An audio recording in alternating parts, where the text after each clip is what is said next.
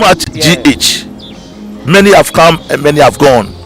but you are a great Kankamuka ability, worth being beheld by every optical nerves. That saith the papacy. Keep watching Too Much GH, and you get the best of entertainment, the best of everything you want. My name is Ohima One. Keep watching Too Much GH. It's the best. Keep watching Too Much GH.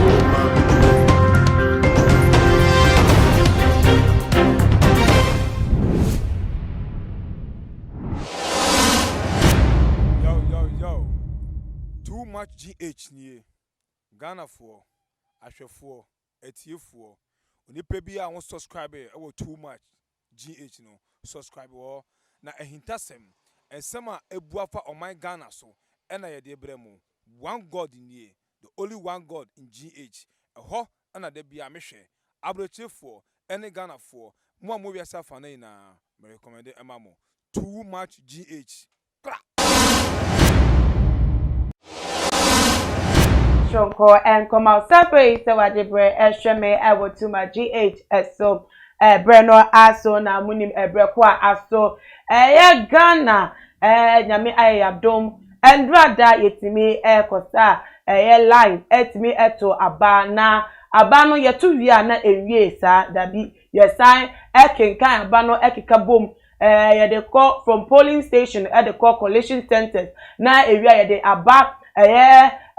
regional na say kabom na EC wono ye peni eda abato no ano no wakeka nia abom na say wode abeto abonte na wode to just say enke enenumre ebo 5 pm na nkobe sa announcement nanso nyama bako mienu bi atwenchen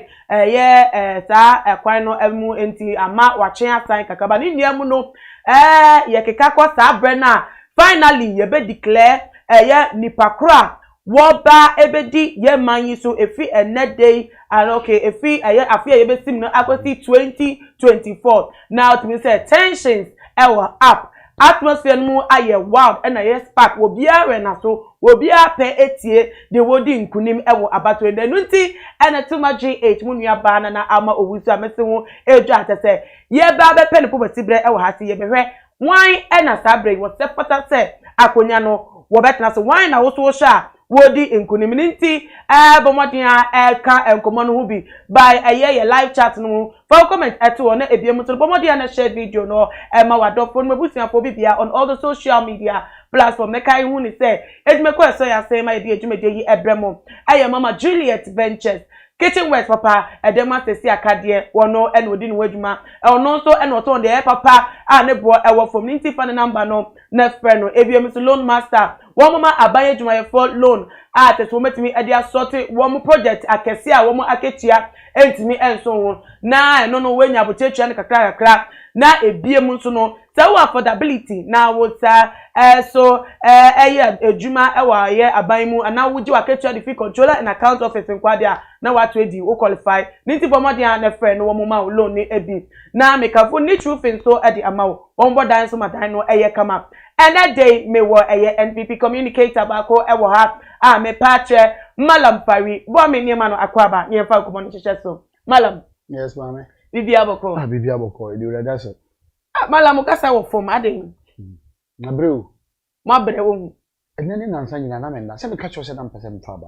Me catch you. Na be so nyeden. Me catch you say abato no be pese me leadi. Wo pese won leadi. Me leadi na electoral commission e declare me as a winner. Hey. O declare me party as a winner.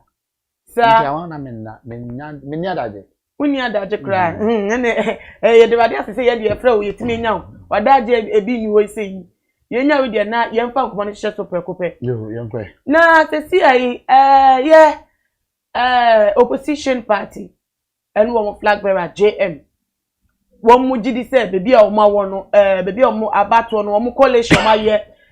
o ma kekaka abana apostle bebi o mu gina mu say that be ye fine o metime we need enough seats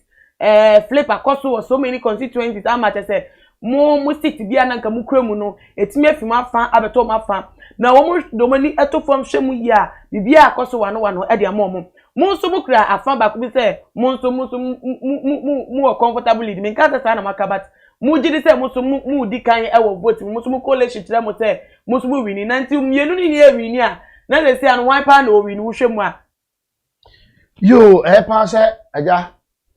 why beti ma ba ha me ba ye ba be kire ya adwen kakra aha ye di kan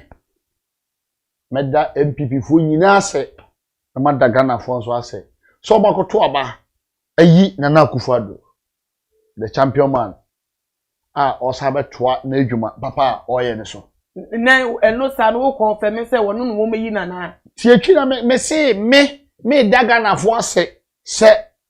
omakoto aba ayi Nana Akufo-Addo de me kan ya no me nka se ma confirm ana ma declare so wo meyi no omakoyi no omakoto aba yi no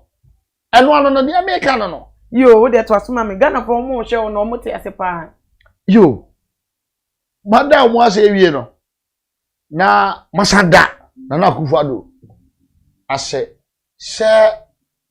wa yire no ho ati ma ye campaign na yanso na ye wo fam no yanso ya da ye nyina ya akasa ya se si yetimi ye campaign ma Nana Akufo-Addo eba power okay o sabe retaining the power back sana mu hu no me dem me say me tie o pa yo so ya see ya force asamba Nana Akufo-Addo eba be retaining the power back okay na nkola ti me ko school free na ubisa me na ubisa me say NDC for so mo mawini na won so mu hu ni say when NDC first time omo ka bibisa no last 4 years ye tikroma NDC for na hu say omo nya de ad bibi e kire say omo lidi nso omo nyina kogu John Dramani mama fie na omo ka kire say masa nyabotre na ube lidi ye won comfortable lead ye be koye ni comfortable lead ho na se dun ketie pia bonte o se mu pie obi akọ se hwajo aje wi ni o se uye peni anase mu ye peni fo na mo ntan ka no kren kren nkola enkola no sunyi a sa na o mesu o de tu ba te so mesu ya na wo mo to mo de adwuma de me ka kire wa no me se mu ye peni fo na mo ntan ka no kren enkire nkola sa na eba no na me collection center fitinra ye wo police station baako bi ye firi oba 11 something okay ye be do collection center fitia no pan andra na joni nyina me collection center ahomachi ena me ba fie e be dware na me san call back e wo collection center okay mi koyen ye ni omo na titi ho NDC fo na ni omo jubileti but who nim say ndra na jo NDC phone kan kren kire omo supporters ni nche endra na jo NDC party office omo jubileti ya ka kire amanfo se omo wini later umo ambi omo ka kire ni se da bi ya wini omo anu collapse wo constituency o kan go central constituency NDC party office anymore o collapse say and the member of parliament to me wini nti ana ate so omo ka kire say wa wini na omo jubileti afi later omo san ka se o wini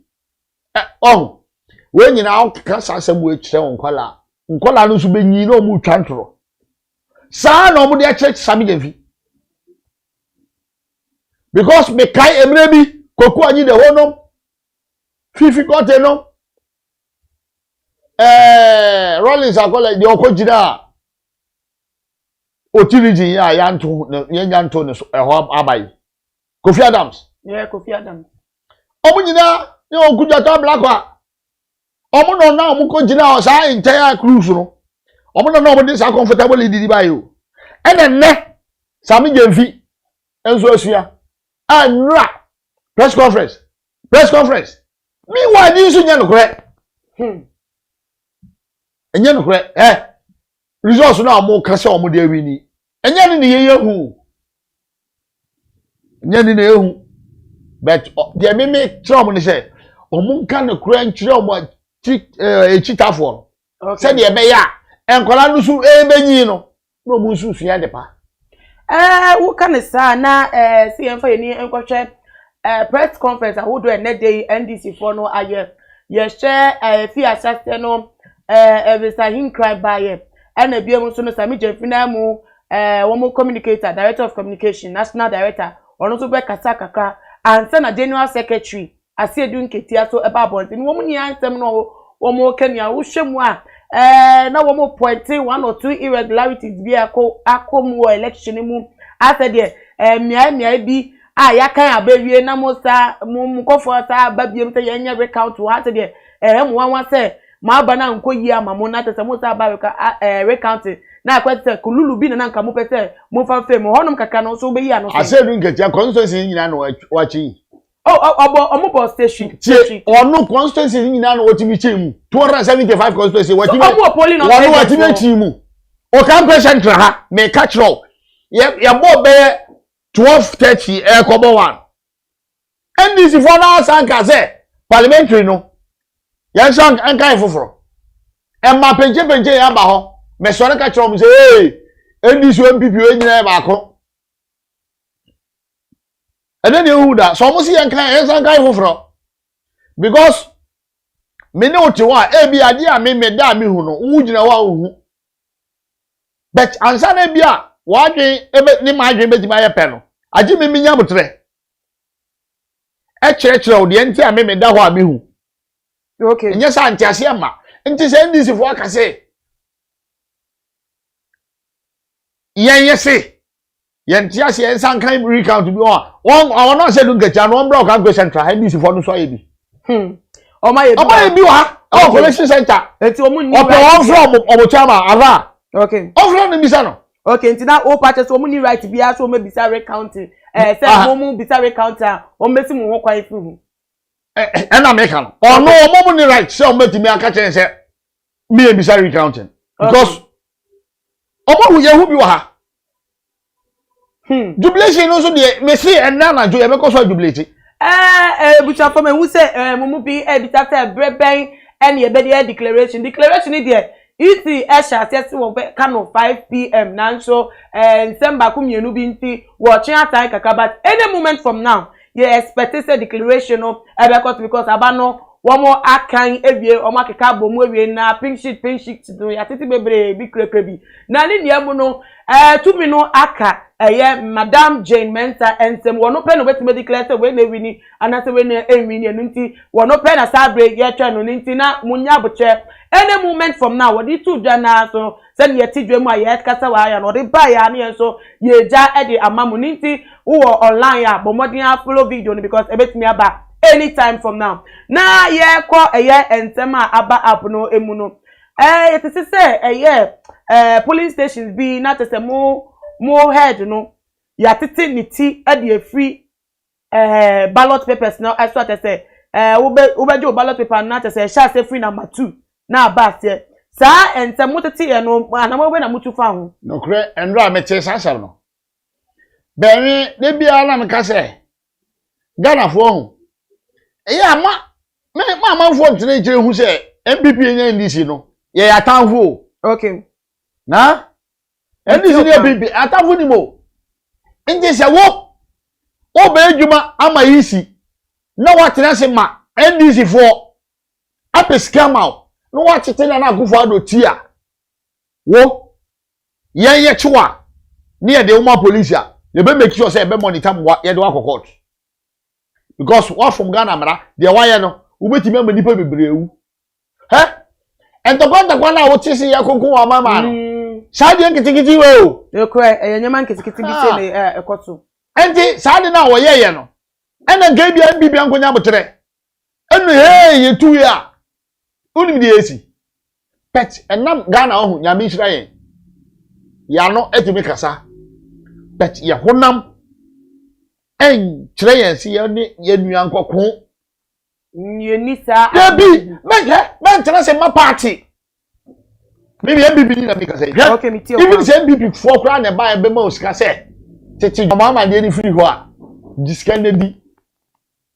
even say MPP for and be mo sa contract no say tete na drama ni mama de free ho a discount di na report ni enchi omo discount no as evidence na call report ni enchi MPP for no MPP ni na oba ho no and MD wenzo na na kufa no ti na we free ho that is MPP NDC for na contract say you free ho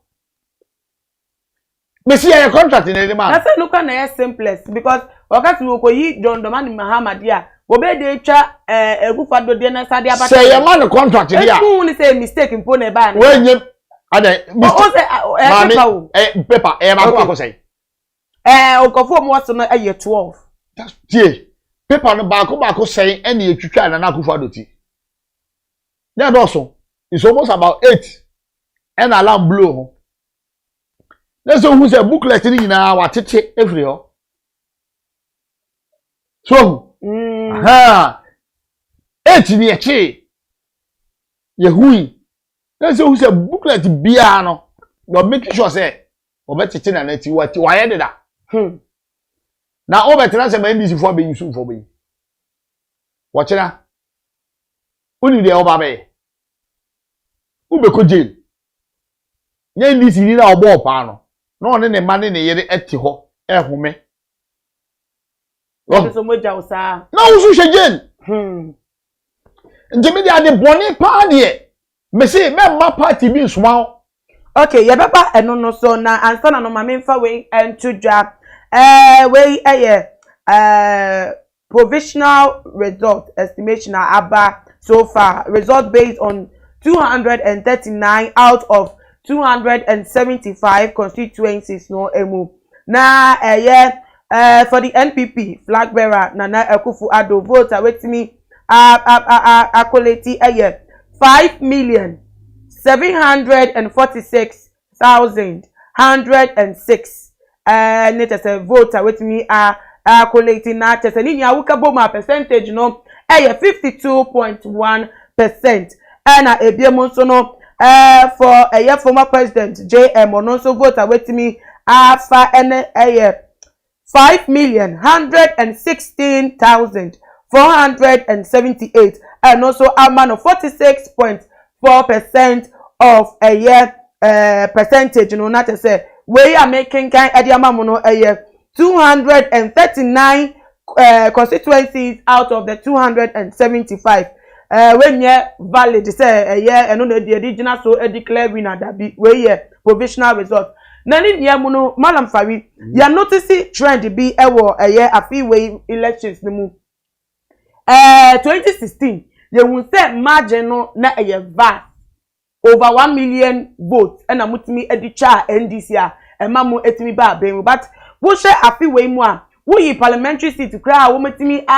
take over some of mu seat na ebiemu to no vote margin no ben pa atese nka kakakra bi pe na atese ya koye round of style bi na so ase de mia kakra bi na mwenyamuti edidi ma ne niamu no meka ko tisi se mo sha sa margin a etimi a close up abem no ye yusu value away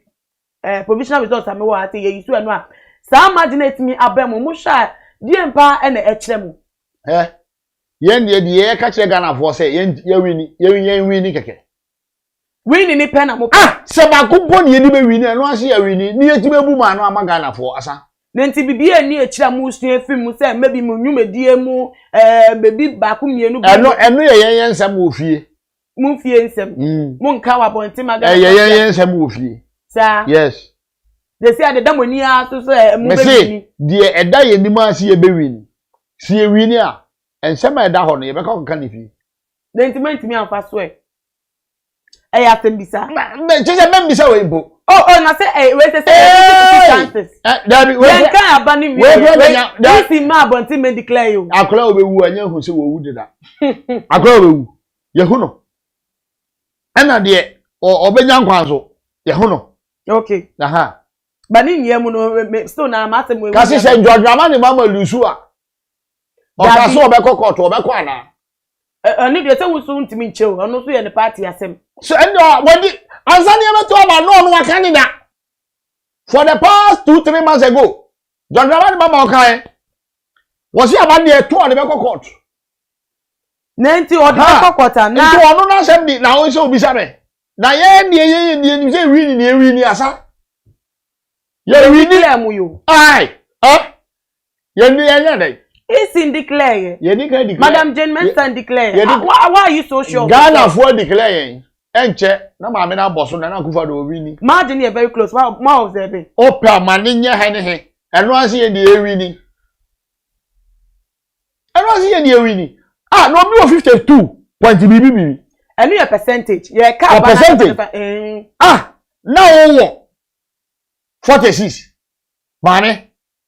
ah China ka ide be ka ho ye wu bi o American vote no there be how we dey American vote bi American so ana when you American vote there be say Ghana vote no credit but elections there yetimi compare democracy so there ye be ka say democracy head office America vote no wo mo sha say mo kan man from state to state no sha say na Donald Trump e di eni ma say the percentage very very high yeah state by state yeah region by region constituency by constituency who did that who among region no how many regions America almost states 54 states that's right one state eson che Ghana nti emu nsem kese ye de yetimi bi one day ya de hu ye last mewa omo America no omo one state eson che Ghana no correct nti police stations are kuro che Ghana emu police stations nsem ebetimi aka ye betimi di 2 days aka etimi for 2 days bonka ene ye ne ye kuro no eno ani ketewa bi Azamu ya fa Donald Trump suban ni bi abani ye nya declare we no ka ele me fo ma fo se na de isi America to abano wa na wi na Joe Biden se odi Joe Biden din efre yen for Joe Biden din efre yen NDC for omo na ga mo wi ni Ankabani Cham o ka se NDC for na nya 52 Ankabani Cham ekroma ye Ankabani Cham mo tika mu se ye nto amachi de de nyom mfra omo NDC for any do 52 year even NDC for kura na 48 any 46 ah Ankabani Cham kai na hu ni say asumdue kwan so ntina wo mo onye oboa NDC wasumdue bia ode be wiase NDC da be no ye asumdue da NDC wasumdue a nko ma nkola akọ nipa bribe mo go twitwa nana eti a wo ballot paper so eno de wo kasa memo wa na NDC ya we memo wa twa ma me si NDC ya ye chi no won ka say NDC na tuma no ye why na beti ba ye sade no oh dabi me si NDC o mo fa me kokon NDC for na ma boy na ko twitwa ani na tie free nti asamba ye nyo no kwa na eko oka NDC for asem kase because bibi enu a kire say wo mo enete akire maka o mo fa me kokon to ma bre na won kwa na wo kan ye me say NDC for e de sha kwara na ma nipa no ko ye sade okay mate wate ane ne ya o man go John Ramani mama nti Ghana abato no enipa menu pe na eko omo to aso ni nyina e ko jakwan o omo ko jakwan enipa menu NDC MPP omo de ko jakwan kwa me say omo ko jakwan nipa menu eye NDC MPP ane e ko ye koto aba no ena nana wono eti eni yi firi so why na so ma sa why na so ma ya ewiase me MPP ni wo say de wo adwuma wo ye no muntime nka say NDC be me as MPP ni me ni NDC ni na wo akon sa akon no me say NDC fo na ama yakoye sa de no Romu no mama yakoye sa de aye okay kosi say it will be proved na be ba bonte no e honom na ebetimi aka wa asem ye but ni niemu no 1 or 2 states so no ya accuse mo kakra say ase money no ase mutimi de ye bambofo e de bejeja ho na ase mo boban na so na mumpiri mo bia anko na te police agents from other parties no mu si o mo ka ase mo show mo so and also nukwesa maame akola entokwa afono a saa na aka keka NDC fo nim se hwe day 1 Charlotte Mensa estati se wo ye appointing na wo start se o be ye register foforo NDC fo de keka o ma dana kroma sa kwa sa me edi wie NDC fo omusuma no And then some no man can find to easy chair no so. Mama no so. Okay. Sa no man ye did this MPP ni on frustrated because then time make us MPP ni on frustrated NDC pool agent say me since time I'm starting say media MPP 40 me tin da say I got tell baby say ye fa plan bi say ye frustrated NDC pool agent o enti me metime gina me na so aka say MPP onye sa. Oh yes sir. Okay, yemra parliamentaries. Ne buta for that's why EC boss Madam Jane Mensah. Any moment from now, message to be any moment from now. Apart from no declaration, ba bonten so today some yes nkonya na to say their film ya ka no obi enya no ho enti aseninti enko be bia o stay tuned pa. Yemra parliamentary no eso. Say na mu seat verse 30. Etimi ashroom but in ninia mu no etimi ata gaining more seats be so edaba mu no sabre parliament for cry edikan na samutimi di nkunumu a bo betimi akofesi ewo monestem mu na say NDC for equal membership and representation ewo parliament tena mu nso mu wa na no sa no mu sha mo policies enhyehyɛ ye ene se mo ye mra ebe gba mama mom no se na be ko ede amamo that's it we dey auto kramai for no ana jamo for no na auto momone so for okay yeah na ka me say asem we dey ebe too early say me joso be wo dey nya ka kire ne say wo dey no nye okay en tira se nka say chinchina atwan enye no na wa say wo ka say Jabi ma ben control MPP ye do baby ya nya de we internal okay empenifo no o ma nya de member of parliament na during time mani ye promise ye be promise omo kuro mo etimi ka say there bi wo ye si ye mpem ye do ba ye beto abatia o constituency ni nim omate region nim wate national nim wate ye si chinjina twan say bayra na na pese ogina ho akroma fo no say yi bayra na fa manche bra ye si de bi bayra na na bedua wo ho akroma fo de me ka say sa se no emfa bayre mu yi bayra na mu nua manche yes ye chai yen de ban ya dwen say bedua bayre de bayre na ne bedua bayre na me why me na me okrom ho na me say asase we afi we de emfa bayre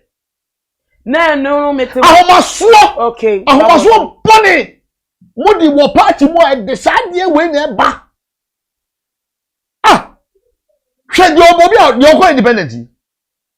ono stu no timi carry vote bebre na okọ independent no okọ file ye no radio station friend no na meetie no wo se wono obewini aba parliament wono obewini aba parliament manana ne na ye dwuma because wono wo ye MPP ni mo pa but wo se kromo of wo pe no obekọ na mo aso no eni ebisa say na so wo ye se na na frel ke na na e onu nko o edu baby a ohu mo ma na no ye hu ne mobo na wo di good vision e ba ye o ba se wo beboa Ghana nti ye na ye party for no ye na ye party for no e se ye no ye hu na mobo nye se ye hu na mobo se bibi hia no ye hu na mobo se o ba beboa Ghana e ma Ghana akode nim nti ye na ye party members na ye wo fie no ana ye party executive na ye wo fie no ana ye wo region national no maame ye bobo obi hu bayan ka ama say ye bobo obi hu bayan nka ama say na ye bon ne hu bayan oba besi a otimi kotu baba njama wa hwe baba njama se de otie hwe di no ye na kotua hairdresser eni kotu baba njama enti edu ni 4 years a si ye bobo obi hu bayan hwan na se ye bon ne hu bayan nanko no na esen ka mo ne hu bayan ya bon ne hu bayan eni ekofo obi bayan Ena kromafo no ka che guy ni say onko independent. Gani ye na dwe so obekọ. Bet. Wo ye na dwe so obekọ no. O kire se gya no o kire se ofiri fie pa. Anase ya tete no e wo nipam. Okay. On say nana frɛ no no. Oneli kasae. O tie nana se, o se nana se wo wa frɛ me. Se mi gya ma pija me nsa. Be me kɔ boa nipa no. E ma na kɔ nini. Bet kromafo no say ye mfa wonko. No mu de so bo Say this na wo kromo no. Ah, okay. Wo yo mu de o. Ono so yo mu de hie o. Okay. Ana me bo. No. O free baby na ba yo. O free kromo ho wo yo mu de hie. Omo ye wo yo omo kromo ho na de hie. Nti edu baby a ye de fa wonko. Ko kra ko. Na won so ye mpa mo ngosi baby. Anya si we no NDC ni ye mpa no. But party no e ne ya ni ye dom. Obi ti se me amiti ho sei. Me party ni che wu nipa na wo ba bedi sebi wo ba bedi nkwasase mo party mu no. Se de me MPP party na nya gro. Na ntibiti wasi ya wo pe MPP party ni se nipa na obesi anamu no kwa no ma no oni mu so ye krapa. Oni mi ya me de party na ntu. Yabi me do so chen. Me ka cho se me preventive party na first. Okay, ntu wo party se wo pe party na ni onyam. He? Okay. Ma me nka me bi atwam ha. 2004. Kroma. Yenya obi a na ye friend na mankwa. Na ye me amiti we me boss pa. Okay. Me boss pa. Me penance mo pemase me ne nyenta kwa. But the time na party no constitution say. Party no constitution e biti no. The India party no constitution meeting say ye ne wo ha no mu fita no pa kopi menwumre. Enso wonte ha. 1. Ghana constitution kura ebra sade no. Untimi nyina. Once a party no say wonte ha no. Pewe bitina. Mi fi nechi e ko support o de. Party ne ka so wonko no. Mi e campaign manu wini Elizabeth Saki. Deputy regional minister.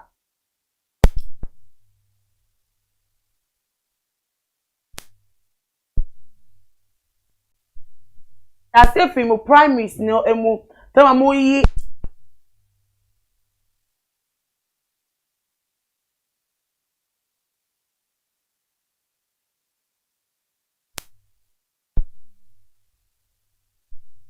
blame omo se womo no mo Me dey me blame.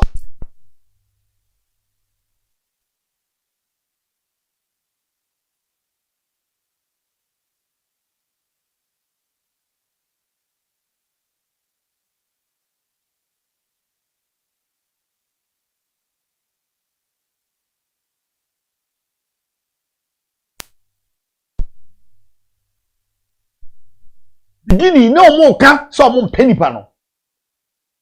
Na mu region no, mo so mo konko survey. Dabi, ye nyina ye party fo. Ade we ye dia. Ye papa dia. Wo pe me pe. Edu be bi ni ye nyina ye pa. De be ya ne se ye nko primaries. Si ye nyina ye MPP fo. Okay. To me madwe o. Ye nyina ye MPP fo. Mo me nko primaries. Ye ko primaries a.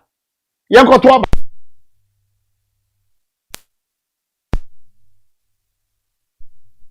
be wini. Se mi wini anyina MPP for. Unsu wini anyina MPP for. Pese wo de e kwan bi so e disqualify me a. Me so bi odomo. Na sa me dom no. Ibi mi ni obi ambo me yene ne me ma mo to ma party ni biom. So me kasa aji ama because mami yo. Yes sir. Ube tueska akofa form e be disqualify. But the time na wona mo hop tuya disu ye den woni party no ensuo mu awie mu ana ne sata be disqualify se kwatena fie. And then me so me hear my dwen say position mi gina de ye me nya bibini.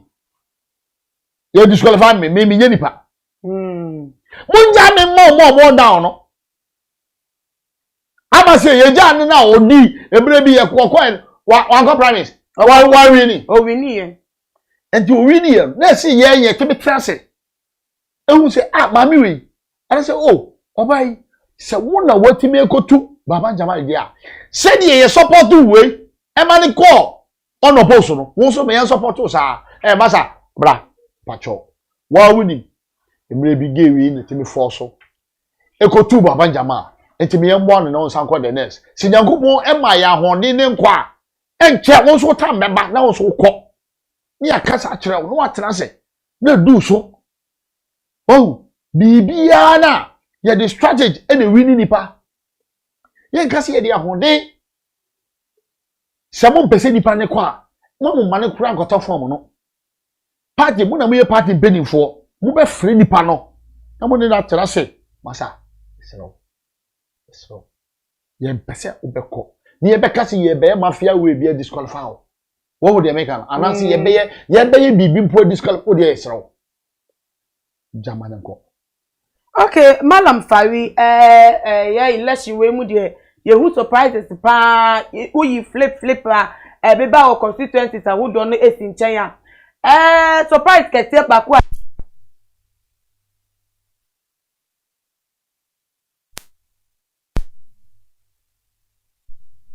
NPP. Ayasema enka since 1992 ye ntibida ewo man mu say NPP ni etmi ageni that much vote at say na NDC ni so wo no so yoba Margaret at to ni mu trace akwan no so no so dey na mu ye wo a etmi trace vote mam we kire say wo aban mu wo aban ba power na say ye ma opposition as a minister wo the position bia be mu bia no kakra na obenya no fa ko krum na ko siesie krum se wo ta ko krum esiesie ho a ukrom no nso no tembia no ma so ukrom ma mas wonwe se wo party we mu na wo nipa na no wo nya sika me say ukobokro no na wo sika ni wo ta de sika ni ba fie na fie nya bi dia tembia semba efie na jo. Okay, what did you na make no mati wutu efie na jo so ko bonte na go wie sika na wo de ba fie na wo ta de ba fie a efie jo sa na wa ba power uchi support party no no power ni e ma unya bibia fa ko fie Peter Mawu o kire se o frifie o odisi ye onya bia no o force o ko minister we so no o ko minister we so wo se ha munya mame munya ha so mame o force o di eni di e force ya ye koye sade na ma no enya no o ko ni bi wetimi afa ejo ka se ada votarians no saa na omunye bibi a omuni ko omukroma ekosiesie omufia enka MPP obebre na oje meka no me ti waseba obi ti se me a me pepe ni a me zongoni se ne na kufa do ma me post bi a mi yeska isa me me ma zongo me siesie zongo me paso so ho. Okay, mi di siesie ho a even man ko pekwan kura se me ko kontesi ya obo ama e ba ne sana na me so me boa ya obo ama na ho ndi na tembia wo fa o ere na me so ma boa no etimi ma ne vote kra sa. Okay, enti me ma me ko gina me se me na me wo fie me no me ko gina o ka chere ndi sidi se tuma MPP ni a no aka se papa we me tuma MPP ni so no oba power unya sika o de beba fie enti beto ama no na obi anya sika no dia kwose di bottom oni ni mane ne yiri na edie me de nbenifo na e ba power na o ma appointment no mo hwe de Peter Mawu ada Peter Mawu o ye nyame wo miracle ya semkete pan we o die ni e me fifu abu na ne ho wai ada minimo ho yo minimo ho wai sa akopim ja sikan. Okay, eko kejebi ahamaso nyina minimo so minimo ba onya bibi na na man position onya bibi no o disisi ni group now odi awo kan me twase ya wo mu mpenifo ni bi wo mu fi sa voter reading kan wo mu ye wo ni na kakra wo nya no mo di sesi wa se na na e ma tie se na na ba power omo opposition na unya bibia de me nka ma water for kwa Okay. Me kama me ami ezongoni me can say because oh ye NDC that's right that say me kama obia okay bet me ka nyina no na ada votarians no nso a ye bab ye sound bab ade ye be declare ye sound power na ema position a munya sika mo fon ko mo beso aso mo ko siesie ho cause unya bibi no anfa nko ho a menya wadwen se wo kire nko pe bibi a wo de be ma o mo fa ma o ma na Mariam Fari yen share bibi sa close margin ya aba money NDC enti say abana kakakra mo ben ya ne sa te say betimi kra about round of paper but ye bon pa say em ko do sa bani nia mu no se mo ba ben mu biem a dey na mo ben different like betimi ensure say even further after 2024 we betimi atwa amemo so yo we no kra unim se onam na utofoma enkohwe bebi a utofom no hwe bebi a udu ya utofom no ede na ma utofom ede na pia uko poli hemfa na ma poli ede na wo ho no kra ye ba ban mu no ya yebi na nana adodan kwa akufado woni na be na chiri ba omia o ba yebi na emse asi ye na ye ofie no ye wo down no ye ne amoa muna mammoa mekan ya ye wo down a omo na omunsu nya bibidi no omo na nya bibidi no dodo omo na omunya bibidi osoro no na na ma appointees no okay minister appointment se minister ni o se hwan yo okay omo na dodo na ma moa na okay o se aba no aba foto ma na o nko photo ye pa omo hwe wo no ye tuma na because na ba ye no otimi di free education buy na ba ye no otimi create bibi ye free Napco no ase ne say fani pa dwuma na ba ye there bi was one district one factory enti factory ye besi wo bi wo abeka hanom a because abeka hanom high o kan of high district ye besi company bi wo ha anye yi kura no e fani pa be 500 a ate o kan of eso aho pressure kakra mebo a o kan central o kan of okay se ha no municipal o kan constituency menu constituency ntafo menu na be hye na bebom yes okay and ye lusu ba kwi si ye lusu o kan ye lusu ni nyina bi no aho en na ho maso na o ma posu a ho maso wa o party metiti faka me ketro mo okay ye ma posu a ho maso tusu ye frewa unfa ye frewa nipa ye fre nipa tese nana ye ba ya nana hu mobo e ma opposition kakra bi no anaso o beso so no oboto abama wa wo ko ho no ahomaso me mo bi ani o me kama sem ka se wa o pa me ni tu obi afo kan wo mun tibi ye fre nipa mfa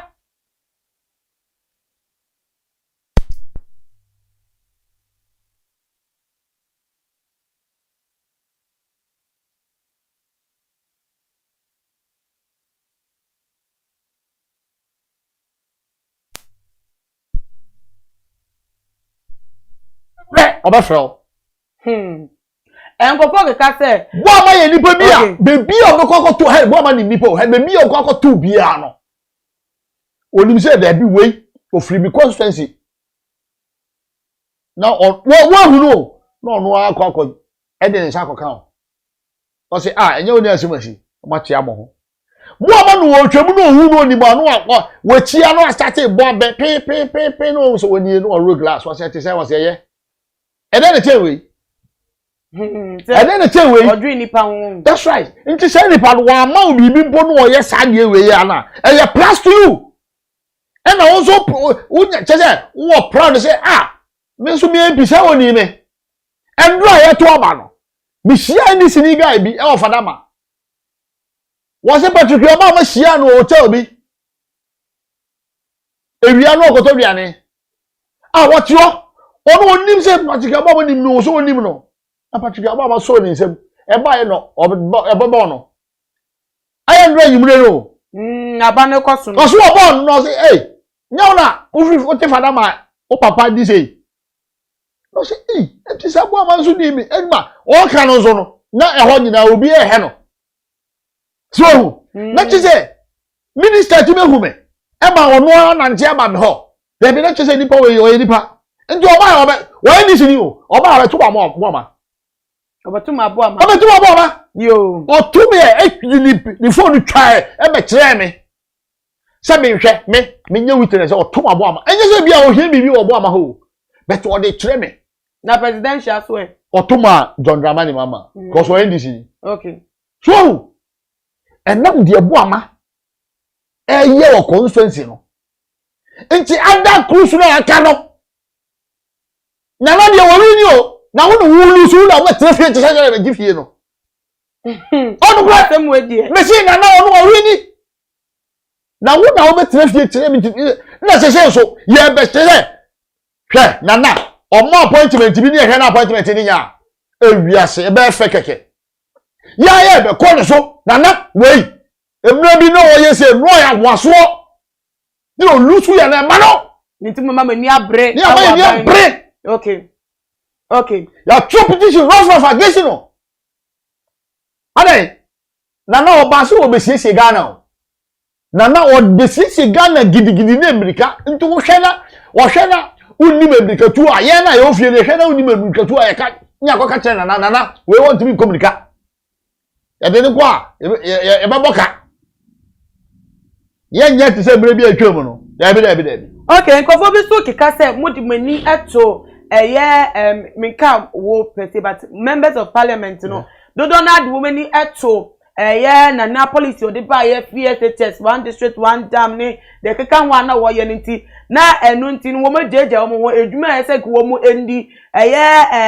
akwan ya ese ko mo yi developmental works ese ko fo mo hye mo mo constituencies no wo mo eyi wo mani efresa no wo mo enjoy the glory na enya for FSHS no kre sabi wo bi obi sasa no na se mo na make say America na me dey akofre ya Patrick Obama no okay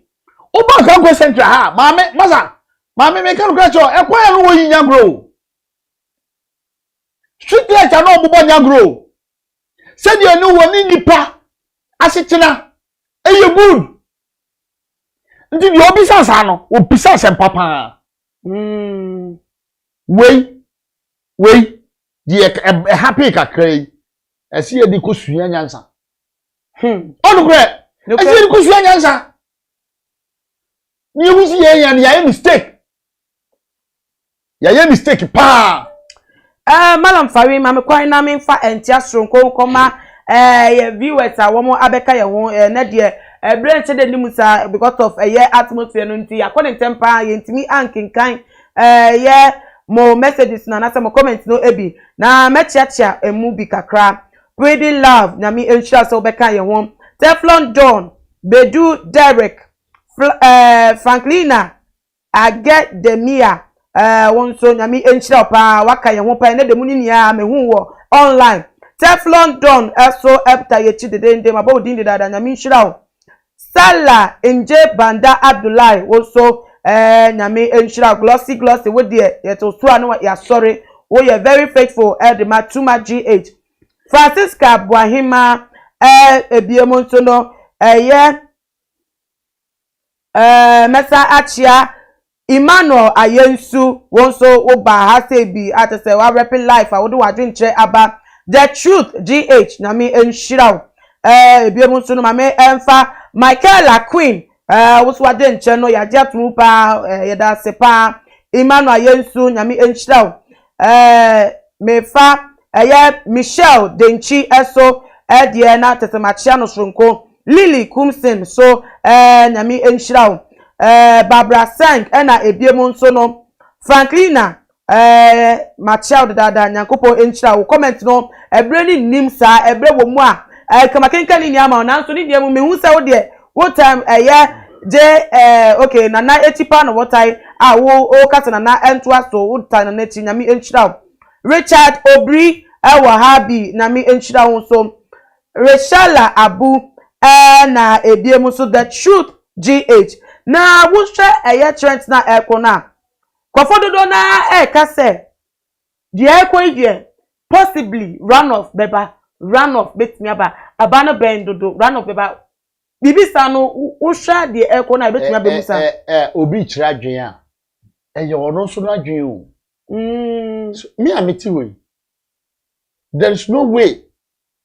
me as MPP ni a me leading obeka chem se runoff beba mu a meju atum the otifi enzo ono so bia the ohun no different na dwen ye oma ema no different nti ono so ka se runoff beba ono so na dwen wo kire be ni nyina no ye kika bomu a ayu apakumu na yeko ana meboa no kre ekọ runoff a se akwa magana na na guvado wini a se akwa magana enti yegwe nim so obi tira dwen a ye nkan tire ni se e adwen bone se o support so won support ono so na dwen no untibe ni wa dwen ni na dwen ye peda ai na die ekoi die ebusiafo EC office and Emma Bontin mekasa ye yet enunti ene ye twentwa nyama so sa wo mu mekasa ye but kotite o mekasa no mekose ege sesi ade percentages no running up of the constituencies no the abeto jano na mede asumo bebi a akenkan no akodru ni tese available results no na ebusiafo the menya no eye result based on 241 out of the 275 constituency na tumi say ye du enim pa ye ko enim aka constituencies kakwa bi pe na tese ya kabom na enu ano no na enumu no Ekufu Addo for eye NPP wetimi afa vote no emu 5,786,448 ana ebiemo so no JM wetimi afa mu 5,175,962 na percentages no oche Ekufu Addo de na 52% ana JM so de 46.5%. Now to me say gap no emu train so emu sa akabom ebiem na bebi abedru no we 241 out of the 275 constituencies na still na ntu hwa in the to bom mamo me say ye MPP for hu ye fastness ayeye no ye yakika bibia bom hu say ye wini ye be declare as a winner ademunya information da ye ana when information tie say me na me wa abato ni me hihye ne say me constituency police station bia no the moment that ye beto aba na wie no aya kan no wo as agent no entem what taxi ama what ya kan ba na wie no wo hu de wo nya no wo hu de wo nya no ehu de ebia other candidates na nya no entem no atwa asene ama o constituency so obi a cheki ho machine wo ho TV kase ho amu bubo a quality o hu de meka no omu quality wie ya fast no mo de ama region so che ho the same thing ono so fast what de ama national so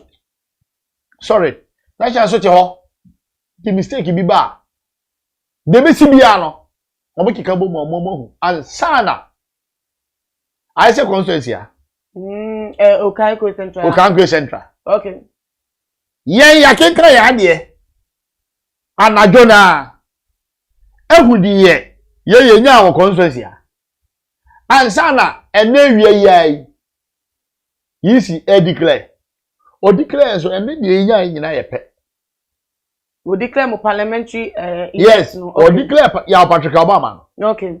MP na o tiso. Na ene de ye bu kika bo mu no. Na akoye pe. So, it is a bia meka ho ebi so ante. Cause we believe say bia edan we mu. ye to aba ye wie ya ye kan ye no ansana electoral officer no e bi ade no be collection center no na me as agent no me de manya nti me fast e ba me constituency okay oh minim phone so a me fast akọ ti me se ne call ya omo so hu ya omo nim se o e police station say oh yanya yewie nti ye se de ye ya ye nya ye resource no asem no de emu anya me say omo declare na winner the TC declare na winner na ensem already no NDC farmer muso say iti no wom hwe ne ye bi ne nyama bi mu a ase oye partisan bi e was no how would you treat a woman party no say mutimi efa bana na maka cho say ewiase ohu undimi ntokwa a cham say odidane agoro entokwa e funu a media mahunu say odidane agoro so one fan dane agoro a so one fan dane agoro a na say edane akeka say de be a won so ja ode we pere na nso na ne nche say wu wo hu abo aye kokunu a wada ho say ase yankunu da de obe pere but still obewu NDC no omusuba no wo ma card dada say in case say wo mo waye na adwen wa kan be 3-4 months ago say wa ka ba bonte so mo ya tibi e de enye ya on fan kokot wan tiasia on fan kokot mudi tum say mu win no say mutimi win ya fine say ba me say ye win ya yisi ni de obe declare MPP nana Akufo-Addo as a winner ba ye win e wie no e bia declare ye wie no say won say bia na de akokot and I say dia mami say mami je mebo na baso say dey say no wa hihia de no me say emre bi ni etimi ko police station na nipa e wo ho 1000 and over ube ko na light and to ko ge and I say mami no also o police station bi embro 700 yeah ndie bia we ko police station we ni nyina kwa e bia 900 no wachem 450 ko ha 450 ko ha police station ba ko ye chemenu ento oba we didn't start it from A to D baby obejire ni wahu omoyi nipa ba ko easy officials no omoyi nipa ba ko ogina ho from A to D omonko ha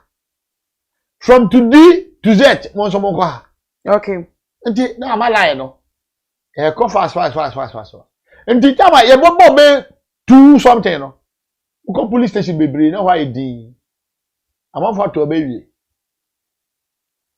yeah no pa na ndra me man dile mu achekra yisi ma me no me bo na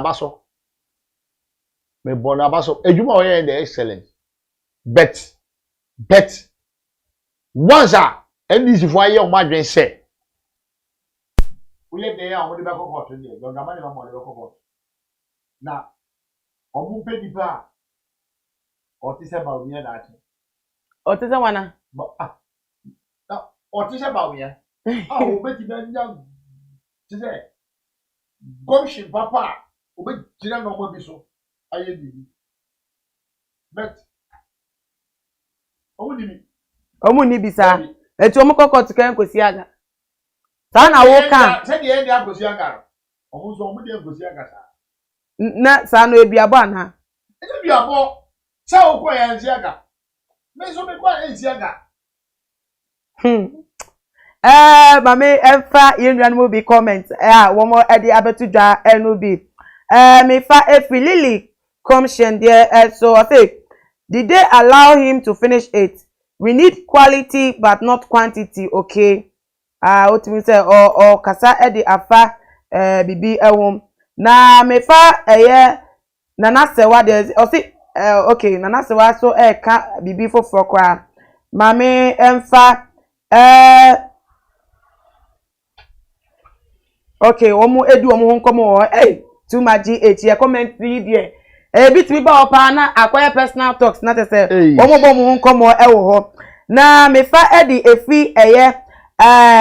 the true GH to say form more for nana na Francisca Boahima edi bi about say which runoff at Tef London I will be say runoff for mukan bebre no one I had runoff for ba the empa na say runoff eba abna at the pa Evelyn there is no runoff Sandra Daniels I say 100,000 years more for Nana if Mahama is the only option. Hey, no, I think Nana free one and some and twice one na abna the pa Evelyn Ababi was Nana up for 1. Sandra Daniels also 1. Nana up for 1 touch abna the pa Evelyn no. Sandra Daniels say NDC has lost Poto ECNC jina into wintry Lily conscience so LBM about say Sandra, probably you will not pass the airport, and that's why you are saying Mahama Areno. Francisca Boahima will say, Lily. Nana Osuno to say Nana and Wabodgen so sa Francisca Boama and Gua. Pretty love, Ababi must say Nana what the first. Lily conscience so LB about say it's true. Some people are just ignorant, and they don't know what Mahama has done. If they have ever passed Accra Circle and the Kotoka International Airport, they will not speak what they cannot chew. Wabube ewa hase. Francisca Boahima say low, Mahama, low, but Mahama has lost. So why are you talking plenty? And Lily Asabeyi and say he has lost because a lot of Ghanaians don't know anything. At ebufo ya bemu kakra eno no ntokwa na awomo ekon ewo ase onu akoye NDC ni MPP awomo eyi womo ano ewo ho na mi fi womo so ede akọ the truth GH obabi won say Mahama Are Francisca Boahima won say private matters na biemo so no Tef London ede bi about say ask him if they will accept the result if it goes in favor of the NDC. Or see where they will be keke will be set and just say before quite so. So in case he said call NDC for a farm. Mubadia to Musa. Call NDC. Asembisa. NDC for Moya Ghana for. Omu say call one farm. Omu kobu o man no to Ghana. Omu no Ghana. Ghana ya no. Ebi call one farm no. Ya farm momo. Ya the mo the momo sa. And so. Okay. Ebusiafo yenyan ntie se your former president John Dramani Mahama wa babonte na tese akoye press conference at Wakasa ede atre Ghana for enia na ntie ebusiafo we de ye bepebre na ye. And so we will resist any attempt to subvert the sovereign will of the Ghanaian people. The right thing must be done. We've collected our results, and we thank the Ghanaian people for the confidence they have in us. And we will give further details later. But we thank you very much. And our people should remain calm as we wait for the final verdict. But we are happy that Ghanaians have voted for change. Thank you.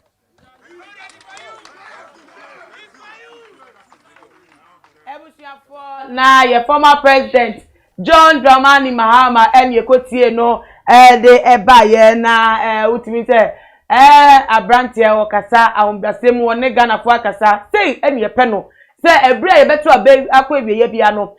ye de kasa de kasa kama be kasa che Ghana fo se na be ya to Ghana fo sma asumdue no be koso atna because se wo ba na de bufo sha se na wo ka asem bia ebetimi a trigger ebufu a the nyama pi and be bantu ye penny for ye commend mo that way kwa pa so we say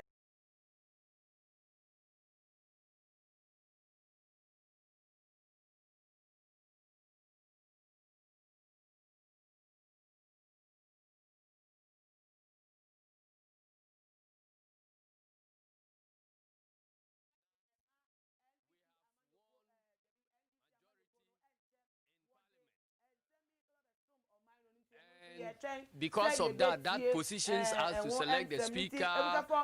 committee chairman, and so on. And we know nobody can run this country without the majority in parliament. And so we must send a strong caution to the government's attempt to use the military. In fact, the military have no role to play as the first instance in any electoral matters. We are aware that in Techiman,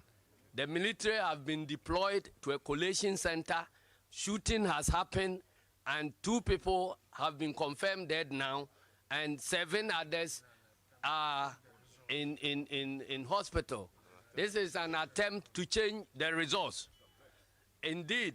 the Electoral Commission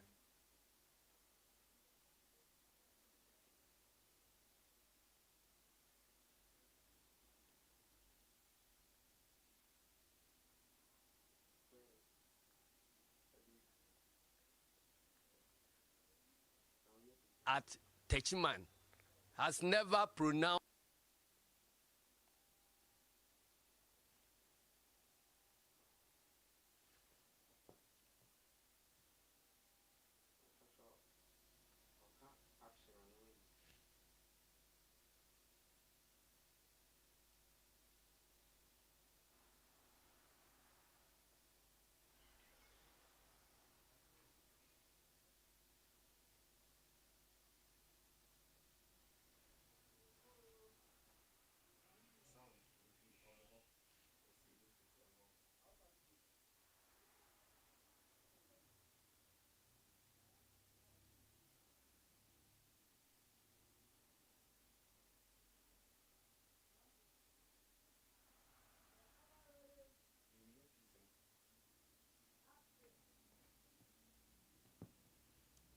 na ebusuafo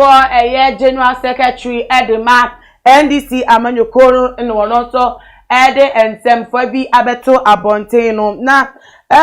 asedu nketia wo kase niga wo se aban military abemu bi military ode omo abemu no na enwu nya aban sa abre yi a abato de nka civilian na eto aba no kofa military eberewe mu wudwen wo say wo ma ka kiro say abato no enye se bia me me bibi ni ntina ma mete ha me kan Ghana abato da be ne ya ye Ghana abato military amamuda wono wonka da pen ya to aba military amamuda bebi o mu wo mu bi o bebi o mu bi na bibi e bebi am na mka cho military amamu a en go through Ghana okay na o madwadi a o meye na ana o mo ba mo no o mu chi obi ti ebuyi military for no omobaye no omuchi obi tibu ana omu tutu obi you see I said look at ya amon kan krenche ye na ye omunu anu nketo o nti se ye politics say na mo ye leaders no omo anka se mpa nkyere ya enne ne wochina nse hu ne ye beni o nti ni nyina ka na me man ko support NDC party o cause NDC leaders no omo nka papa nsama se dun kiti obeka ene na oka nenti wu ni se confusion confusion ni keke na omo pese omo ye bibi ni confusion si so ya nwi Ghana hu omo nwi Ghana hu na se omo se omo de se Ghana be sei se obi hu se NDC se Ghana be sei no onu benya power nka ope se ohu ti esisi na nti oni hu kwan so beka ato abonte esisi be na we na so hu ni say maybe military ni for intimidation say be intimidate o mo na police station by na military eko ha obi police station by ono awon tre